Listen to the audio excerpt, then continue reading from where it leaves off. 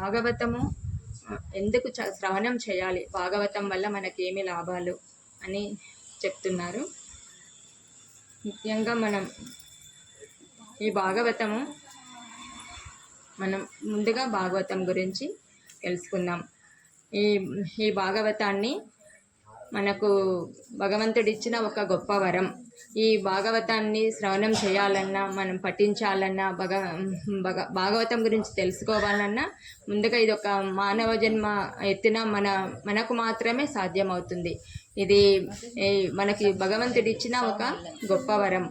భాగవతం పురాణము ఈ కలియుగంలో భగవంతుడు శుకదేవ గోస్వామి మనకు ఈ భాగవతం అనేది గురు పరంపరంగా వచ్చింది. ఈ గురు పరంపరలో కృష్ణ భగవంతుడు ముందుగా నారదుల వారికి చెప్పారు. ఆ నారద మహర్షి బ్రహ్మకు ఉపదేశించారు, బ్రహ్మ వ్యాసదేవునికి ఉపదేశించారు. వ్యాసదేవుడు శుకదేవ గోస్వామి పరీక్షిత్ మహారాజుకు మరియు సూత గోస్వామికి చెప్పారు.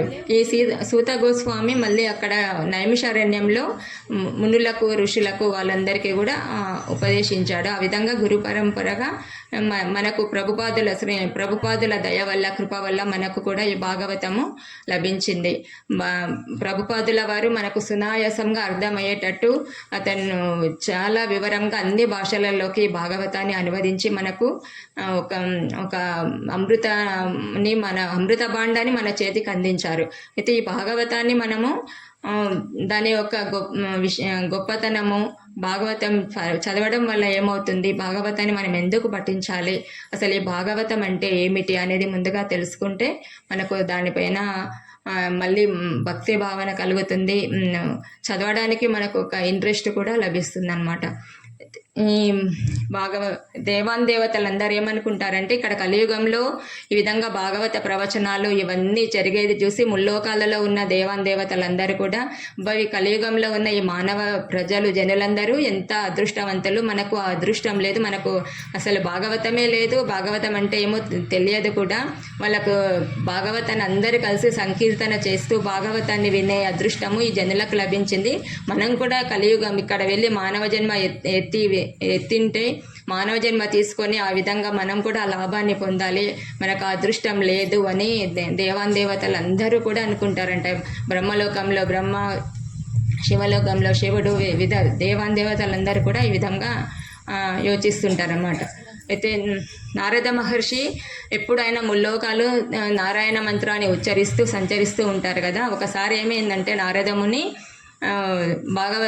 అన్ని ముల్లోకాలకు సంచరించుకుంటూ వస్తూ ఉంటే అక్కడ ఒక ప్రదేశంలో ఒక ఆమె చాలా అందంగా ఉంది, యవ్వనంగా ఉంది, మంచిగా ఉంది, సౌందర్యంగా ఉంది.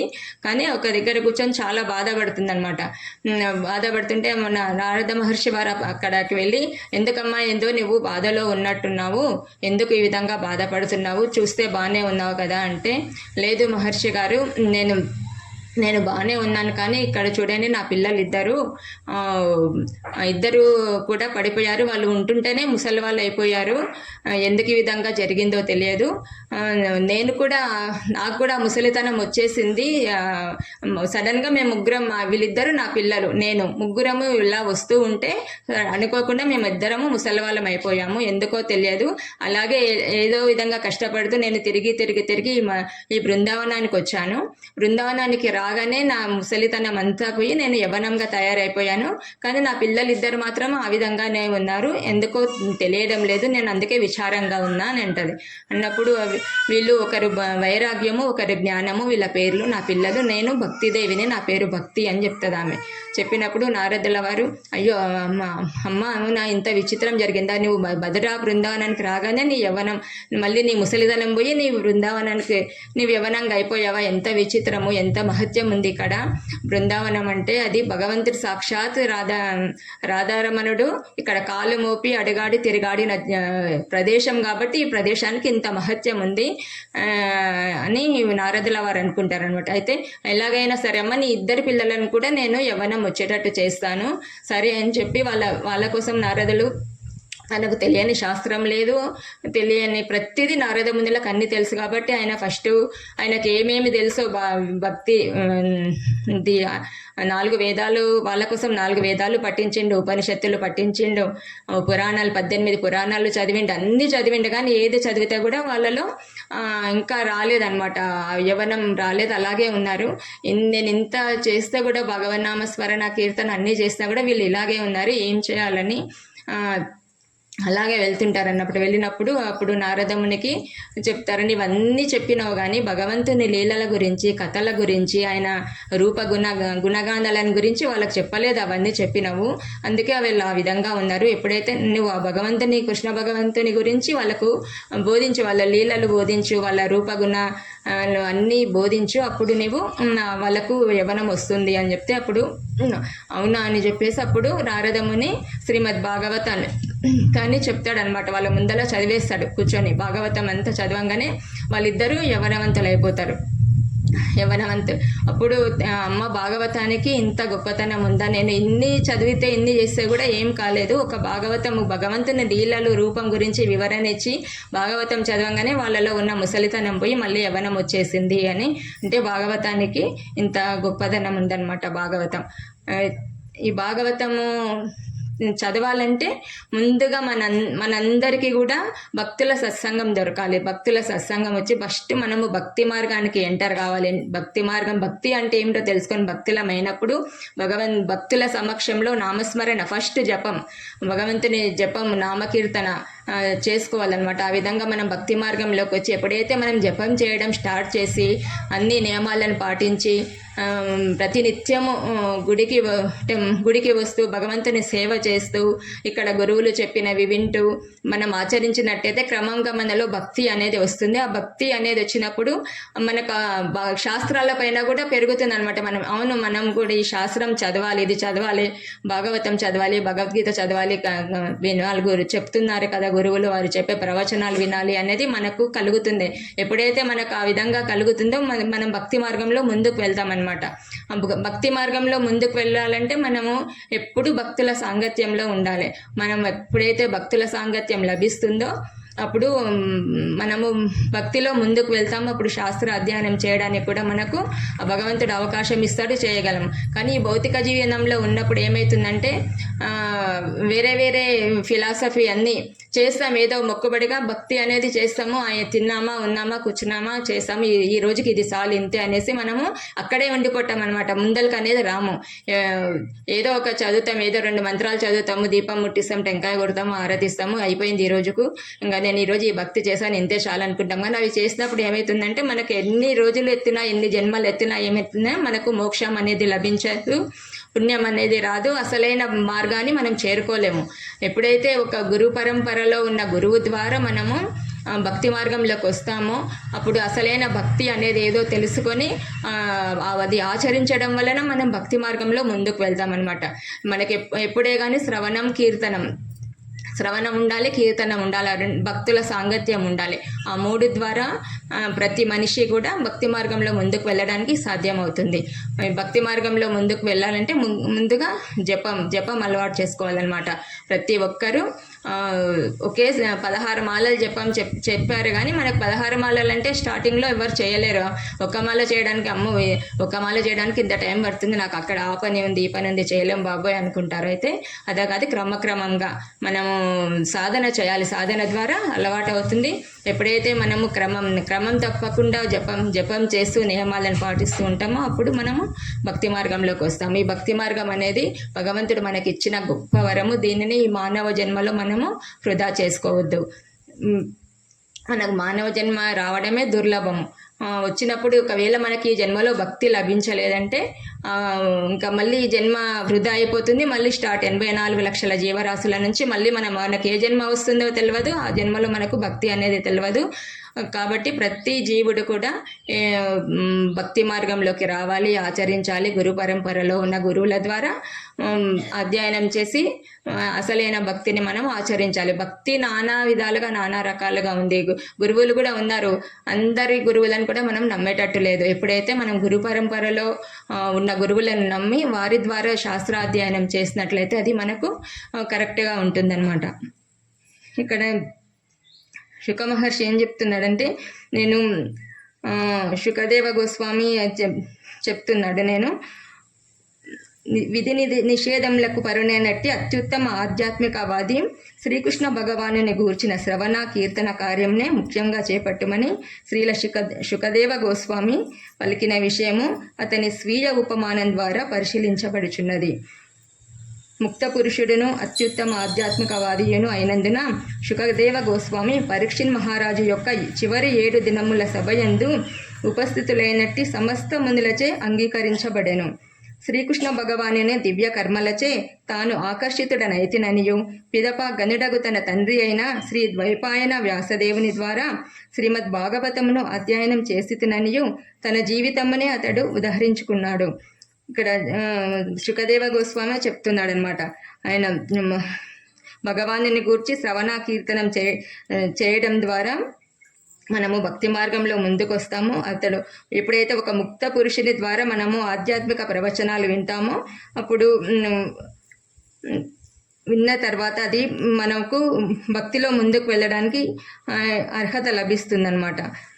ఈ శుకదేవ గోస్వామి పరీక్షిత్ మహారాజు ఏం చేసిండు, తన 7 దినములలో చనిపోతానని తనకు తెలిసినందుకు ఆయన ఏం చేసిండు, అప్పుడు తన రాజ్యాన్ని భార్య పిల్లలని అన్నిటిని వదిలిపెట్టి వచ్చేసి శుకదేవ స్వామిని అడిగారు, నాకు ఇప్పుడు ఏమీ వద్దు, నాకు 7 రోజుల్లో మరణం ఉంది కాబట్టి నేను మా భాగవతాన్ని కృష్ణ కథలను లీలలను అన్నీ వినాలని కోరుకుంటున్నా, నాకు చెప్పండి అని అన్నప్పుడు ఆ శుకదేవ గోస్వామి సభలో అందరూ కూర్చున్నారన్నమాట. అప్పుడు పరీక్షిత్ మహారాజు కోసం ఆయన 7 దినాలు భాగవత ప్రవచనం చెప్పినప్పుడు అక్కడ అందరూ కూడా అవకాశం అందరికీ లభించింది. అక్కడ ఉన్న వాళ్ళందరూ కూడా ధన్యులైపోయారు. ఆ సభలోకి మళ్ళీ వ్యాస మహర్షి వచ్చారు, నారద ముని కూడా వచ్చారు.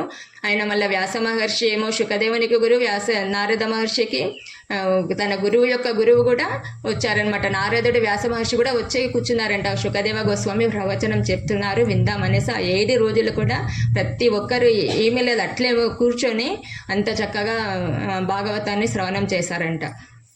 ఆయన మా తండ్రి ద్వారానే నేను ఈ భాగవతాన్ని నేర్చుకున్నాను అని శుకదేవ గోస్వామి చెప్తూ వాళ్ళ తండ్రి ఆదర్శంగా తీసుకొని ఆ ప్రవచనాన్ని శుకదేవ గోస్వామి ఆ సభలో చెప్తున్నారనమాట. అయితే మనం ఎప్పుడైతే భాగవతంను శుద్ధ భక్తుల నోటి ద్వారా వింటామో అది అమృతమయం అవుతుందంట. భాగవతం అనేదేమి సర్వ వేదాల సారము. మరి 18 పురాణాలు, ఉపనిషత్తులు, జిజ్ఞాస, మీమాంస అన్ని శాస్త్రాల సారాంశం కూడా ఈ భాగవతంలో నిక్షిప్తమై ఉంది. ఈ భాగవతం అనేది ఒక నిండుగా పండిన మామిడి పండు వంటిది. ఒక చెట్టు ఉందనుకోండి, ఆ చెట్టు కింద వేర్లు ఉంటాయి కదా, ఆ వేర్లే మొదటి స్థానం చెట్టుకు. అయితే ఆ చెట్టు పెరిగి పెద్దగా అన్ని ఫలాలను ఇచ్చిన తర్వాత అదేం చేస్తాము, పండు పైన ఉంది అంటాం మనం. ఆ పండు అనేది పైన ఉంది, పండు తీసుకోవాలంటాం. ఆది అనేది కింద ఉన్నది ఆది అంటారు, కానీ మనము ఆ ఫలాలను చూసి చెట్టు పెరిగింది చూస్తే మొదటిది మనము పండు పైన ఉంది అదే పండు అని అనుకుంటాం. అయితే ఈ కింద ఉన్నది మొత్తం అన్ని వేదాల సారము అంతా అన్నమాట. పైన ఉన్న పండు ఏంటి, మొత్తము ఇన్ని పురాణాలు 4 వేదాలు పురాణాలు అన్నింటి సారాంశం మొత్తము అక్కడ పైన పక్వమై పండుగా మారిందనమాట. ఆ పండును కూడా మనం ఏ విధంగా తీసుకోవాలంటే నిదానంగా తీసుకోవాలి. ఎగిరి తీసుకున్నామనుకో ఆ పండు కూడా పడిపోతుంది. అది కాకుండా పై కొమ్మ నుంచి కింది కొమ్మకు, కింది కొమ్మ నుంచి కింది కొమ్మకు నిదానంగా తీసుకున్న తర్వాత అది మన చేతికి వస్తుంది. అప్పుడు ఆ చేతిలో ఉన్న మామిడి పండును మనం ఆస్వాదనం చేస్తే అది ఎంతో రుచిగా ఉంటుంది. అదేవిధంగా ఈ భాగవతం కూడా గురు పరంపర ఉన్న గురువుల ద్వారా విన్నట్లయితే మనకు అమృతం, భాగవతము అనే అమృతాన్ని మనం తాగాలంట, తినకూడదు. చెవుల ద్వారా అదే ఏ విధంగా మళ్ళీ కరుణరంధ్రాల ద్వారా స్వీకరించాలి అని చెప్తున్నారు. గురు పరంపర ఫస్ట్ భగవంతుడు శ్రీకృష్ణుడు, బ్రహ్మదేవుడు, నారదుడు, వ్యాస, శుకదేవ గోస్వామి, సూత మహర్షి, పరీక్షిత్ మహారాజు, ఈ విధంగా గురు పరంపరంగా వచ్చిన ఈ భాగవతాన్ని మనం ఎప్పుడైతే ఉత్తమ భక్తుల ద్వారా ప్రవచనం వింటామో అప్పుడు మనకు అది ఫలితాన్ని ఇస్తుందన్నమాట. వేరే వేరే వేరే గురువులు కూడా వాళ్ళేమి గురు పరంపరగా ఉంటారు, కాకపోతే స్వీయ లాభం కోసము ప్రవచనాలు ఇస్తుంటారు. ఆ ప్రవచనాలకు కూడా మళ్ళీ డబ్బులు, ఇది ప్రవచనం వినాలంట, టికెట్ పెడతారు, ఇంత టికెట్, ఆ టికెట్ తీసుకొని కూర్చొని వినాలి అని. అయితే ఆ విధంగా భాగవతం చెప్పడంలో వాళ్ళు మళ్ళీ అన్ని కల్పితాలు ఉంటాయి, కరెక్ట్గా ఉండదన్నమాట. వాళ్ళు స్వంతంగా కల్పన చేసుకొని వాళ్ళ కల్పితాల ద్వారా చెప్పి ఆ విధంగా కూడా జనులు చాలామంది మోసపోతున్నారు. ఆ విధంగా గుడ్డిగా ఎవరిని నమ్మొద్దు. ఆ విధంగా వేరే గురువుల ద్వారా వినకుండా మనము గురు పరంపర ద్వారా వచ్చిన భక్తుల ద్వారా, శుద్ధ భక్తుల నోటి నుండి మనం ఆ భాగవత ప్రవచనాన్ని వినాలని చెప్తున్నారు ఇక్కడ. అదే ఎగ్జాంపుల్ ఏమంటే, ఒక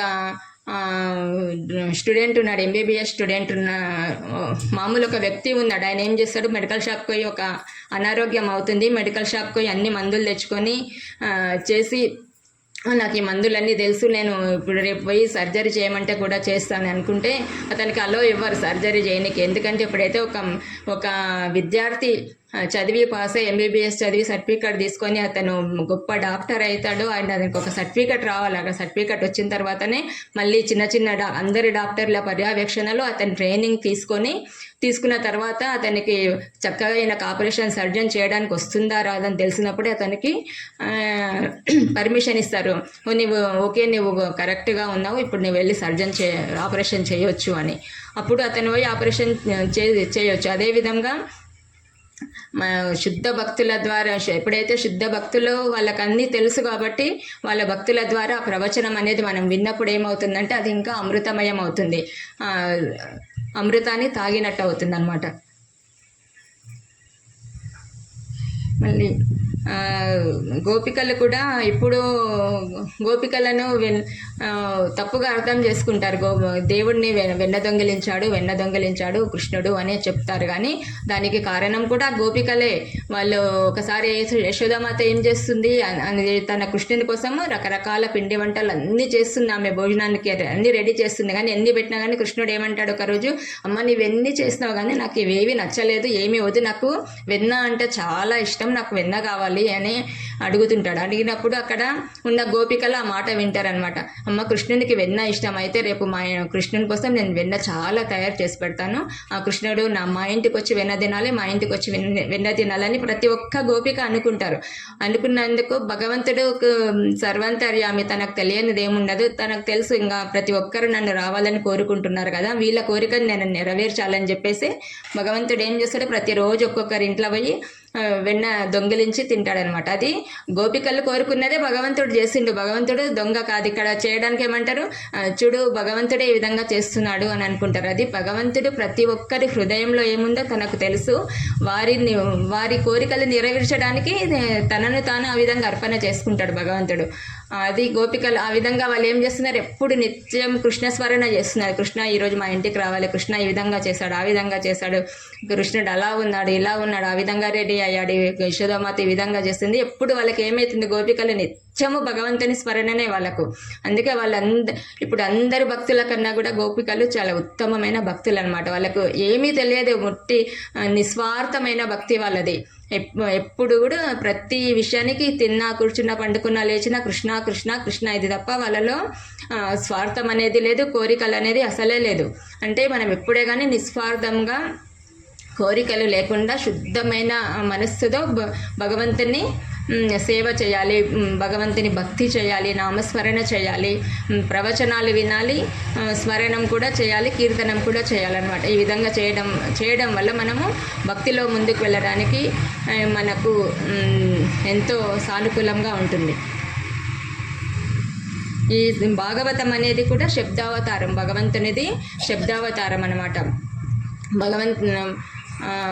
భగవంతుడు ఏం చెప్పాడంటే, భగవంతుడిని అడిగాడు, కృష్ణ నీవు ఈ కలియుగంలో నీ దర్శనం ఏ విధంగా, మాకు కలియుగము ఇప్పుడు ద్వాపరయుగం అయిపోతుంది, నీ వెళ్ళిపోతున్నావు. భగవంతుడు జన్మ చాలించేటప్పుడు ఉద్ధవుడు అడుగుతాడంట కృష్ణ నీ వెళ్ళిపోతున్నావు, మరి ఇప్పుడు కలియుగం రాబోతుంది, కలికల్మషాలు చాలా ఉంటాయి, మరి మేము ఇప్పుడు ఉండే జీవులను ఉద్ధరించేది ఎలా, ఏ విధంగా ఉండాలి, వాళ్ళ జీవితం ఎలా, మీ దర్శనం ఎలా వాళ్ళకు అని అంటే ఉద్దామా నీవేమి, నేను అన్ని అరేంజ్ చేసే వెళ్తున్నా, నీవేం బాధపడద్దు. ఇప్పుడు ఈ కలియుగం స్టార్ట్ అవుతుంది కదా, నేను ఇప్పుడు భాగవత రూపంలో ఈ కలియుగంలో అవతరిస్తాను. నేను భాగవతమే నా నా రూపం అన్నమాట. ఎవరింట్లో అయితే భాగవతాన్ని ఉంటుందో, ఎవరైతే భాగవతాన్ని పూజిస్తారో, ఎవరైతే చదువుతారో, స్వయంగా నేను వాళ్ళ ఇంట్లో ఉన్నట్టే. ఇప్పుడు భాగవతం ఎవరి దగ్గర ఉంటుందో కృష్ణుడు, ఇప్పుడు ఎవరి చేతిలో భాగవతం ఉంటే వారి చేతిలో కృష్ణుడు ఉన్నట్టు అనమాట అని భగవంతుడే వరం ఇచ్చాడు. నేను ఈ కలియుగంలో భాగవతంలో నిక్షిప్తమై ఉంటా, నీవేమీ ఇది చేయొద్దు అని భగవంతుడు స్వయంగా ఉద్ధవానికి చెప్తాడంట. అంటే ఇప్పుడు భాగవతము రూపంలో కృష్ణుడు మనందరి ఇంట్లో ఉన్నాడు, మనందరి చేతుల్లో ఉన్నాడు, అందరిలో ఉన్నాడు. అందుకే ప్రతి ఒక్కరు కూడా భాగవతాన్ని చదవడానికి ట్రై చేయండి. మనకు యూట్యూబ్లో కూడా చాలామంది ప్రభుజీస్ చాలా చక్కగా చెప్తున్నారు. ఒకవేళ చదువు రాని వాళ్ళు యూట్యూబ్లో పెట్టుకొని కూడా వినొచ్చు. మనము విన్న తర్వాత చదివితే ఇంకా బాగా చాలా అర్థమవుతుంది. ఇది భాగవతము 18 బుక్స్ ఉన్నాయి, 18,000 శ్లోకాలు, 18,000 శ్లోకాలు ఉన్నాయి దీంట్లో. ఈ భాగవతము అయితే చదివేటప్పుడు కూడా మనము ఫస్ట్ నుంచి లాస్ట్ వరకు ఎక్కడ పడితే మధ్య 8వ స్కందం చదువుదాము, 9వ స్కందం చదువుదాము, 2వ స్కందం చదువుదామని అలా చదవకూడదంటే ఫస్ట్ స్టార్టింగ్ నుంచి ప్రతి ఒక్కటి క్లియర్గా చదివినప్పుడు మనకు అన్నీ అర్థం అవుతాయి అన్నమాట. ఎక్కడ వేరే మధ్యలో చదివితే అవి ఏమి అర్థం కాదు. కాబట్టి ఫస్ట్ నుంచి భగవంతుని ఫస్ట్ నుంచి ఏం చెప్పారు, సృష్టి ఏ విధంగా జరిగింది, భగవంతుని అవతారాలన్నీ, ఏ అవతారంలో భగవంతుడు ఏ విధంగా చేశాడు అని మనకు తెలిసింది 10 అవతారాలే, కానీ లెక్కకైతే భగవంతుని అవతారాలు 21 అవతారాలు ఉన్నాయి. మనము కామన్గా చెప్పుకునేవి 10 అవతారాలు, 21 అవతారాలు భగవంతునివి. కొన్ని జన్మ తహా వచ్చాడు, కొన్ని అప్పటికప్పుడే భగవంతుడు తనని తాను సృష్టించుకున్నాడు అనమాట. ఆ విధంగా 21 అవతారాలు భగవంతుని ఉన్నాయి. అవన్నీ మనకు తెలవాలి ఖచ్చితంగా అంటే భాగవతాన్ని చదవాలి. ఫస్ట్ స్కందము 1, 2 భగవంతుని పాదాలు భాగవతం, 3, 4 స్కందాలు విరువులు భగవంతునికి, 5వ స్కందము భగవంతుని నాభి, 6వ స్కందము భగవంతుని హృదయం, తర్వాత 7, 8 స్కందాలు భగవంతుని భుజాలు, 9వ స్కందము భగవంతుని కంఠము, 10వ స్కందము భగవంతుని ముఖార విందము, 11వ స్కందము నుదురు భగవంతుని నుదురు, 12 శిరస్సు. ఈ విధంగా 12 స్కందాలు ఉన్నాయి. 12 స్కందాలకు 18 బుక్కులు, 18,000 శ్లోకాలు భాగవతంలో నిక్షిప్తం చేయబడ్డవి. అంటే కంప్లీట్ భగవంతుని సాక్షాత్ రూపము తను 12 స్కందాలలో నిక్షిప్తం చేశాడనమాట. అంటే భగవంతుడు చెప్పాడు కదా, నేను భాగవత రూపంలో కలియుగంలో ఉంటానని.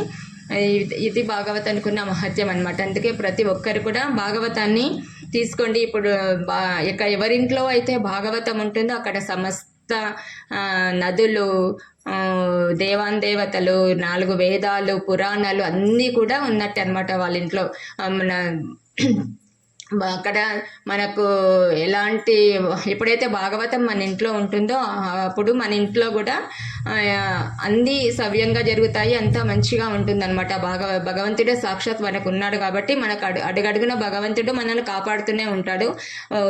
చిన్న చిన్న కష్ట సుఖాలు దుఃఖాలు రావచ్చు, కానీ వస్తే కూడా భగవంతుడు మన చెంత ఉన్నాడు కాబట్టి తనను ఎక్కువగా ఎక్కువ జరిగేదాన్ని కొంచెంలో పోగొడతాడు. అది ఎవరైతే ప్రతిదీ మనం చేసిన కర్మ అనుభవించాల్సిందే కాబట్టి మనం భగవంతుడు భక్తులను ఎప్పుడూ కాపాడుతూనే ఉంటాడు. సర్వధర్మాన్ పరిత్యజ్య మామేకం శరణం వ్రజ అహం త్వా సర్వ పాపేభ్యో మోక్ష ఇష్యామి మా శుచః. భగవంతుడు భగవద్గీతలో చెప్పాడు కదా, సర్వధర్మాలను విడిచిపెట్టి నన్నొక్కరిని శరణు పొందుము, నిన్ను అన్ని కల్మషాల నుండి నేను కాపాడుతాను, నిన్ను అడుగడుగున నేను నీ వెంటనే ఉండి నిన్ను కాపాడుతూనే ఉంటా, కాకపోతే నన్ను నమ్మాలి, నేను చెప్పింది వినాలి అంటున్నాడు. భగవద్గీతలో ఏం చేసిండు భగవంతుడు, పుట్టిన ప్రతి మనిషి ఏ విధంగా జీవించాలి అని మన మనుగడకు సంబంధించిన విషయాలన్నీ భగవద్గీతలో చెప్పాడు. భాగవతంలో ఏం చెప్పారంటే భగవంతుడి గురించే ఉంది మొత్తం. భగవంతుడి రూపము, లీలలు, అతని యొక్క గుణగానాలు, భగవంతుడి అవతారాలు ఏ విధంగా, ఎందుకోసం అవతారాలు తీసుకున్నాడో వాటిని ఏ విధంగా సమాప్తం చేశాడు, కురుక్షేత్ర యుద్ధం ఏ విధంగా జరిగింది, ఎందుకోసం ప్రతిదీ కూడా మనకు భాగవతంలో భగవంతుని గురించి చెప్పిండు. భగవద్గీతలేమో భగవంతుడు మనం ఏ విధంగా ఉండాలని చెప్పాడు. ఇది భగవద్గీతకి భాగవతానికి ఉన్న డిఫరెన్స్. అందుకే మనము భగవద్గీత ఉండాలి, భాగవతం కూడా ఉండాలి మన దగ్గర. ప్రతి ఒక్కరూ భాగవతాన్ని తీసుకోండి, అధ్యయనం చేయండి. చాలా ఉంది, అసలు మనకి మానవ జన్మ సరిపోదు అసలు అది వినడానికి చదవడానికి కూడా. ఇప్పటికే మనకు చాలా కాలం గడిచిపోయింది. మనము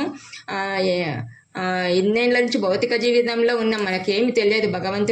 భగవంతుడు భక్తి ఏమి తెలియక భౌతిక జీవితంలో ఉండి భౌతిక కోరికలతోటి చాలా టైం వృధా చేసుకున్నాం. కానీ ఇప్పుడు మనము భక్తి గురించి ఈ ఇస్కాన్ సంస్థ ద్వారా ప్రభుపాద ద్వారా మనకి మంచి అమూల్యమైన అవకాశం లభించింది.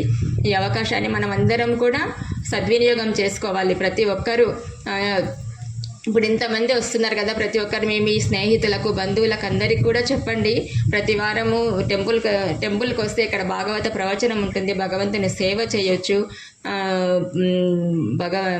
భగవంతుని ప్రసాదం, ముఖ్యంగా భగవంతుని ప్రసాదం లభిస్తుంది, అన్నీ దొరుకుతాయి. తెలియని వాళ్ళు చాలామంది ఉన్నారు. ప్రతి ఒక్కరిని కూడా ఈ సంస్థకు దగ్గరయ్యేటట్టు ప్రతి ఒక్కరు జోడన చేయండి. ఎవరెవరికి తెలిసిన వాళ్ళ ఫ్రెండ్స్, బంధువులు, రిలేషన్ అందరినీ కూడా ఈ సంస్థకు వాళ్ళను జోడన చేస్తే మనం వాళ్ళని కూడా మనం ఉద్ధరించిన పుణ్యం మనకు వస్తుందన్నమాట. అయితే ఈ గురు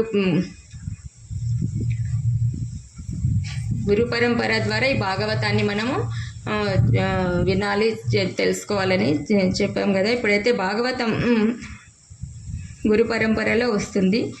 ఎవరు చెప్పినా కానీ భగవంతుడు ఈ గురు పరంపర ద్వారా వచ్చింది కాబట్టి శ్రీ భాగవతాన్ని ఎవరు చెప్పినా కూడా భగవంతుడే స్వయంగా అక్కడ కూర్చొని చెప్తున్నారు అని అనుకోవాలంట. భగవంతుడే చెప్పిస్తున్నాడు వాళ్ళ ద్వారా, భగవంతుడు వాళ్ళ ద్వారా మనకి ఈ విధమైన అరేంజ్మెంట్ చేశాడనమాట. భగవంతుడే చెప్తున్నాడు అనుకోవాలి. ఎప్పుడైతే గురు పరంపర ద్వారా మనము ఈ భాగవతాన్ని వింటామో అదొక మంచి జ్ఞానం. ఆ జ్ఞానము మనకు విజ్ఞానం అవుతుంది.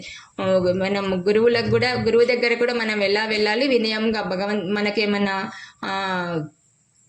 డౌట్స్ ఉన్నప్పుడు మనకి ఏదే ఉండని గురువు గారి దగ్గర సందేహాన్ని తీర్చుకోవాలి. తద్విద్య ప్రణిపాతేన పరిప్రశ్నేన సేవయ ఉపాధ్యక్షంతి తే జ్ఞానం జ్ఞానిన తత్వదర్శిన.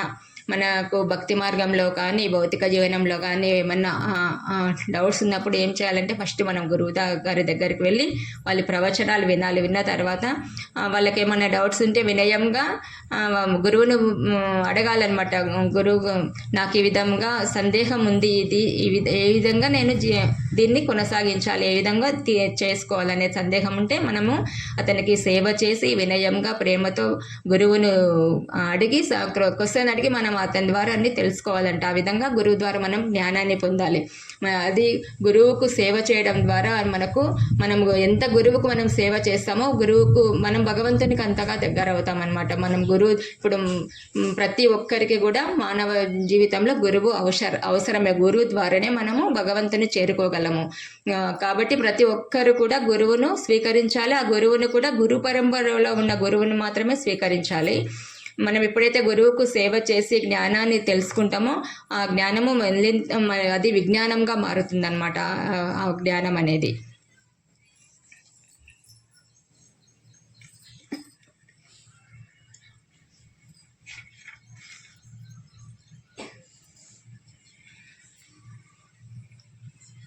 శుకదేవ గోస్వామి గురించి తెలుసుకోవాలంటే శుకదేవ గోస్వామి ఆయన ఒక చిలుక రూపంలో రాధారాణి దగ్గర ఒక చిలుక ఉండేది. ఆమె ఎప్పుడూ రాధారాణి కృష్ణుని గురించి పాటలు పాడడం, వినడం, ఆయన స్మరణ చేయడం అవన్నీ కూడా ఆ చిలుక ఎప్పుడు రాధారాణి దగ్గర ఉండి అన్నీ నేర్చుకుంటుంది.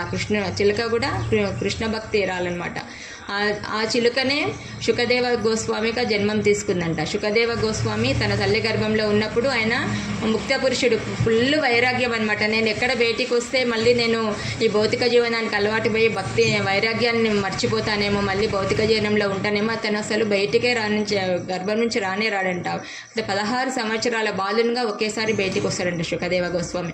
వచ్చిన తర్వాత కూడా ఆయన ఇంకా పరిగెత్తుడు, నేను ఇక్కడ ఉండను, నా వల్ల కాదు ఈ భౌతిక జీవనంలో, నేను ఉండలేనని చెప్పేసి పరిగెత్తుతూ ఉంటే అతన్ని ఆపి, లేదు శుకదేవ అని అతనికి పేరు పెట్టి, లేదు నీకు ఆ విధంగా ఏమవుతుంది, నువ్వు నిష్కలంగా భక్తి చేసుకోవచ్చు, నీ భౌతిక జీవనం నీకేమీ అడ్డు రాదు, నువ్వు భక్తి చేసుకోవద్దు, అలా వెళ్ళొద్దు అని చెప్పేవాళ్ళు అనమాట. ఆయన ఒక కౌపికం మాత్రమే కట్టుకొని ఒక్క సెకండ్ కూడా ఏడ ఉండడు, ఎప్పుడు సంచరిస్తూనే ఉండేవాడు అనమాట. ఆవు పాలు పితికినంతసేపు కూడా ఒక దగ్గర ఉండడంట.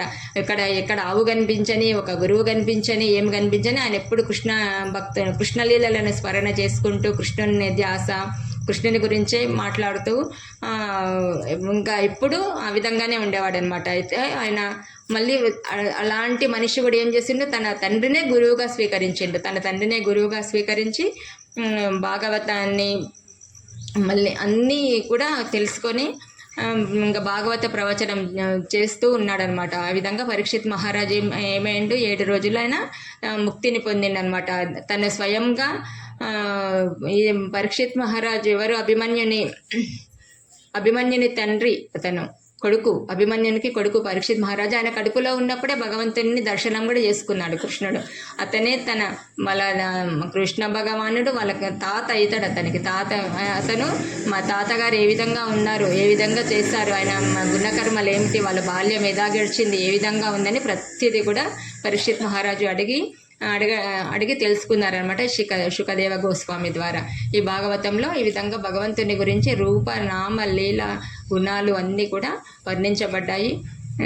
ఈ భాగవతాన్ని ఈ విధంగా మనము ప్రతి ఒక్కరు కూడా చదవండి, భాగవతాన్ని అర్థం చేసుకోండి. అర్థం కాకుంటే వేరే వాళ్ళ ద్వారానన్నా తెలుసుకోండి.